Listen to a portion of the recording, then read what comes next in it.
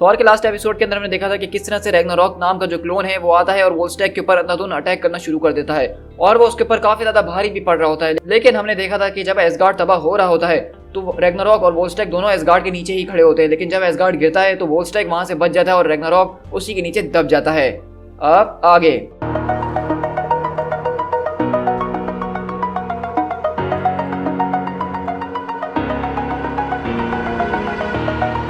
over the edge, feel like I'm floating through the air. The pain I felt is paid for, all is said and done. Oh, I am restricted, fixed upon the web. I need to kick the habit that my mind is breathing in. Break out, I've got to see. Spent all my life holding all of it closely. I played it innocent, a feel of discontent. I'm finally facing it all, fearless.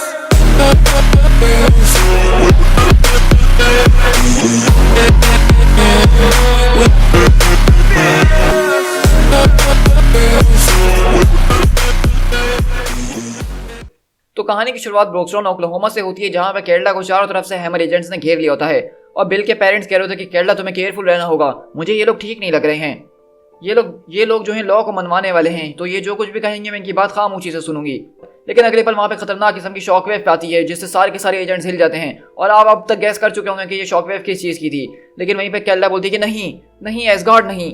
लेकिन वहीं से हम देखते हैं कि वो लोग समझते हैं कि ये सारी की सारी हरकत केरला ने करी है, तो वो बोलते हैं कि इसको गोलियों से भून डालो और अगले पल वो सारे के सारे एजेंट्स जो हैं केरला को गोलियों से भून देते हैं और बोलते हैं कि मेरे ख्याल से वो क्रैश था एसगार्ड के बारे में, इसका मतलब है कि हम जीत रहे हैं, हमें कोई आइडिया नहीं है हम क्या करने वाले हैं आगे, लेकिन अभी के लिए अच्छी खबर ये है कि हम जीत रहे हैं क्योंकि वक्त के साथ साथ हम हर एक चीज़ को जो है गिरा के रख देंगे।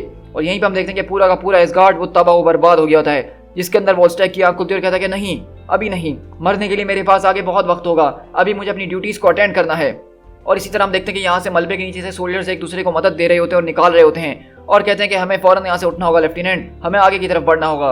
लेकिन यहीं से रैकिंग क्रू का एक मेंबर आता है और सबको मारना शुरू करता है और कहता है कि तुम जानते हो कि मैं पहले एक फिजिसिस्ट हुआ करता था, मेरे काम के अंदर बहुत से फिजिसिस्ट ऐसे हैं जो कि साइंस और गॉड्स के एग्जिस्टेंस को बिल्कुल भी नहीं मानते हैं और इसमें हमेशा से उनका लड़ाई झगड़ा ही रहता है। लेकिन अब मैं क्या कहूँ, अब मेरे पास गॉड्स की शक्ति आ गई है तो मैं बहुत कुछ कर सकता हूँ। लेकिन अगले पल हम देखते हैं कि पीछे से वहाँ पे एक आदमी आता है और रैकिंग क्रू के मेंबर को फौरन से रोकता है और वो कोई और नहीं बल्कि तीर होता है और कहता है कि तुम मोर्टल्स के पास नॉन स्टोन की शक्तियां जरूर आ गई हैं, लेकिन तुम लोग कोई वॉरियर्स नहीं हो हमारी तरह। तो वहीं से वो सोल्जर बोलता है कि तीर आप जिंदा बच गए।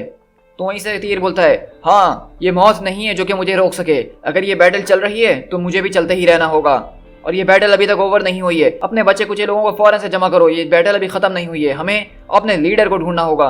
और इस तरह हम देखते हैं कि बार्डर यहाँ पे जो है हेमडाल को आजाद करा रहा होता है जिसके ऊपर एक बहुत बड़ी मूर्ति गिर गई होती है। तो वो बोलता है कि हेमडाल क्या तुम्हें लगी है चोट? तो कहता है कि नहीं ज्यादा नहीं, लेकिन मैंने लोकी को ढूंढ लिया है। तो बार्डर बोलता है कि एट लास्ट। और इस तरह हम देखते हैं कि लोकी उनके सामने आता है, कहता है कि बार्डर लिसन मेरी बात जरा गौर से सुनिएगा, एसगार्ड जो है इस वक्त एक बहुत ही बड़ी मुश्किल के अंदर है। लेकिन बार्डर आता और सीधा उसके मुंह पे एक जोरदार पंच मारता है और कहता है तुमने बिल्कुल ठीक कहा डिसीवर।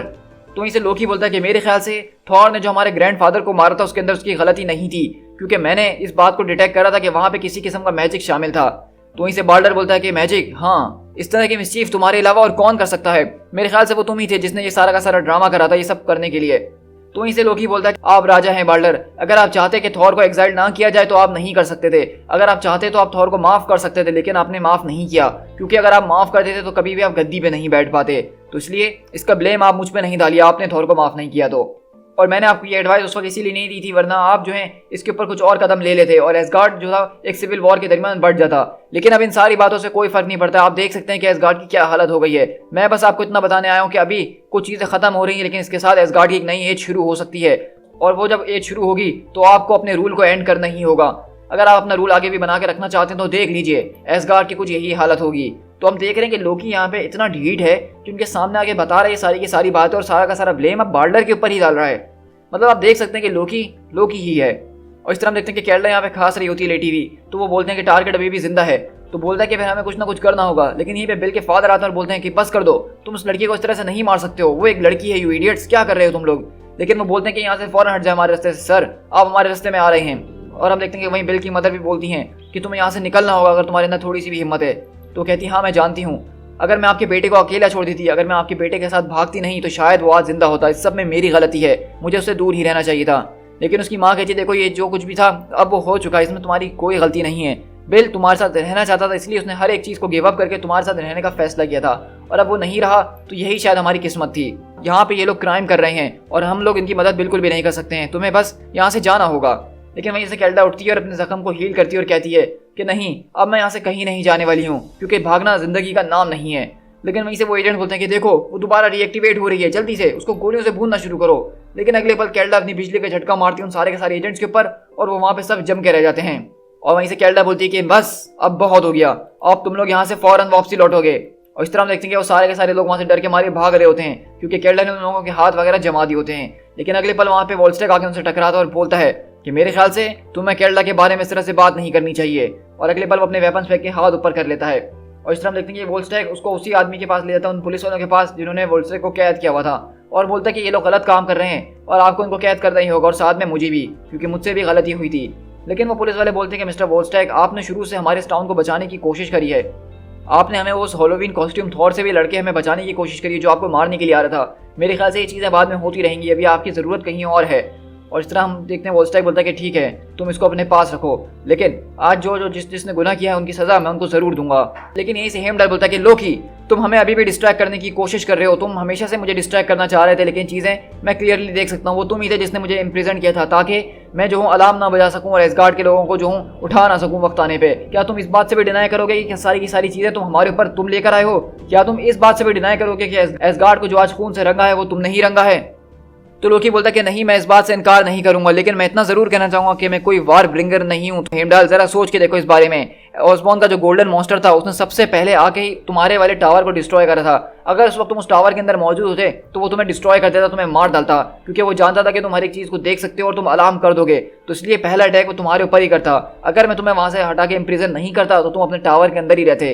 तो एक तरह से देखा जाए तो मैंने तुम्हारी जान को बचाया है, वरना उस टावर के बीच आज तुम्हारी भी मौत हो चुकी होती। तो हम देख रहे हैं कि लोकी यहाँ पे कितना जबरदस्त तरीके से अपना माइंड गेम खेल रहा है। तो बार्डर बोलता है कि लोकी, तुम आखिरकार किस तरह की मैडनेस की बात कर रहे हो? तुम मुझसे ये कह रहे हो कि तुमने इस डिजास्टर को जो है आर्किटेक्ट नहीं किया है, लेकिन तुम फिर भी इसको खुशी खुशी होने दे रहे हो, तो आखिरकार इस सब का क्या मकसद है? तो लोकी बोलता है कि तुम मुझे बहुत अच्छे तरीके से जानते हो, क्योंकि मैं हूँ गॉड ऑफ मिस्चिफ। मैं नहीं जानता हूँ कि मैं चीज़ें क्यों करता हूँ, मुझे नहीं पता कि मैं तबाही क्यों मचाना चाहता हूँ, लेकिन बस मुझे अच्छा लगता है। अगर कोई चीज़ जलती है तो मुझे अच्छी लगती है। मैंने एक छोटी सी इंटरटेनमेंट रखनी चाहिए थी जिसमें मैं अपने दिल को खुश कर सकता, लेकिन मुझे नहीं पता था कि मेरी इंटरटेनमेंट इतनी भारी पड़ जाएगी और इतनी बड़ी कीमत चुकानी पड़ जाएगी। हमें जो है अब कुछ करना होगा। लेकिन बार्डर बोलता है कि बस खामोश हो जाओ लोकी, अब मैं तुम्हारे मुंह से एक अल्फाज नहीं सुनूंगा। तो वहीं से हम पीछे देखते हैं तीर आता और बोलता है कि लॉर्ड बार्डर, मैंने अपने लोगों को जमा कर लिया, लेकिन यहाँ पे अभी कोई ऑर्डर कायम नहीं हुआ है। हमें जो है हमें अपनी फोर्सेस को सही डायरेक्शन में आगे ले जाना होगा, वरना हम सब कुछ हार जाएंगे। तो वहीं से बार्डर एक पहाड़ी के ऊपर चढ़ता है और कहता है कि वेरी वेल, अब मुझे इन लोगों को याद दिलाना ही पड़ेगा कि लोकी ने जो करा है उसको भरपाई किस तरह से की जा सकती है। मुझे बार्डर द ब्राइट सिर्फ मेरी इंटेलिजेंस की वजह से नहीं कहते हैं, बल्कि मेरे पास एक और तोहफा है। और इस तरह हम देखते हैं कि बार्डर अपने अंदर से खतरनाक किस्म की आंखें बंद करने वाली रोशनी चमकाता और कहता है कि एसगार्ड टू मी। और इस तरह हम देखते हैं कि सबके सब लोग देख रहे होते और बोलते हैं हुड, तुम देख रहे हो वहाँ पे?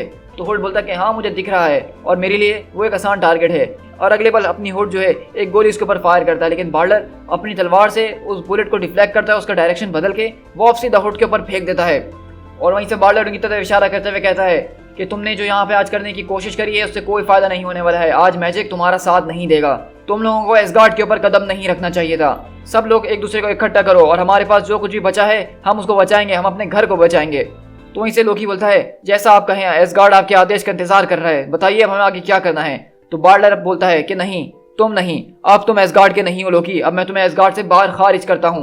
और आज के बाद से जब भी कोई एसगार्डियन तुमसे आके टकराएगा, तुमसे मिलेगा, तो तुम्हारे मुंह पे थूक के जाएगा। जो तुमने यहाँ पे किया है, जो बैटल तुम यहाँ पे लेकर आए, उसके लिए तुम्हारी ये सजा है। और अगर आज हमारे यहाँ पे मौत हो जाती है इस बैटल के अंदर, तो हमारी स्पिरिट्स जिंदगी भर तुम्हारा पीछा नहीं छोड़ेंगी, तुम्हें यहाँ से बाहर एग्जाइल किया जाता है। और इस तरह हम देखते हैं कि बार्डर वहाँ से लोकी को उठा के बाहर फेंक देते हैं। वहीं से बार्डर बोलता है और अब मेरे भाइयों और बहनों, हम पे जब अटैक किया गया था तो किसी वार्निंग के बगैर, किसी मर्सी के बगैर किया गया था, हमें उसके बारे में नहीं पता था, वो एक अचानक हमला था। लेकिन अब हम जान चुके हैं और अब उनको बताने का वक्त आ गया है कि हम एक वॉरियर रेस से हैं और जो लोग हमें इन्वेड करते हैं उनका हश्र अच्छा नहीं होता है। और इस तरह हम देखते हैं कि बार्डर अपनी फोर्सेस को लेकर आगे बढ़ता है। और वहीं से लोकी बोलता है ओ बार्डर एवरफुल, तुम शायद एसगार्ड के सारे बेटों को ही एग्जाइल कर दो, लेकिन لیکن وہی ایسگارڈ کے بیٹے تمہاری جان ہمیشہ بچاتے ہی رہیں گے، تو تم ان کو کیسے روکنے والے ہو؟ To be concluded.